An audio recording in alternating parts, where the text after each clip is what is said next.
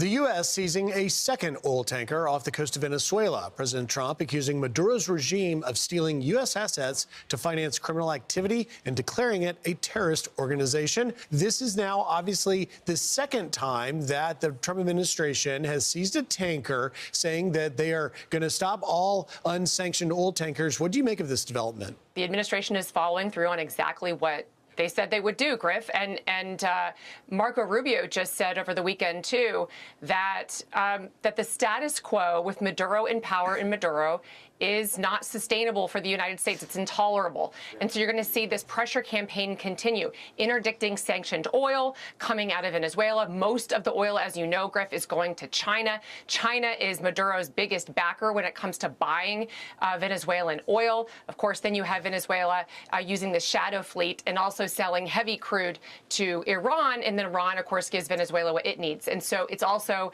being supported by some of our other biggest adversaries, Griff.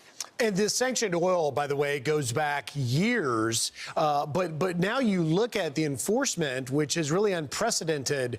You have more than 15% of U.S. deployed naval ships in the Caribbean. Do you foresee that they're going to be able to continue to enforce this blockade? Oh, yeah, I think that we're going to see this for the next several weeks. As you said, you know, it's one thing to just have sanctions on this illicit oil that's propping up the regime.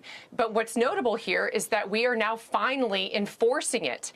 And, you know, the Trump administration has really kind of had this ongoing narrative that American foreign policy is a lot of talk, it's a lot of rhetoric over the years, but it hasn't been truly effective in doing things that strengthen and secure American interests. And it is now looking for these outcomes that make Americans safer. The other thing, Griff, that's important is the Trump administration put sanctions back on some of Maduro's relatives, his nephews, these narco nephews, who the Biden administration lifted these sanctions. They're putting them back on because they are directly supporting the narco terrorism in Venezuela.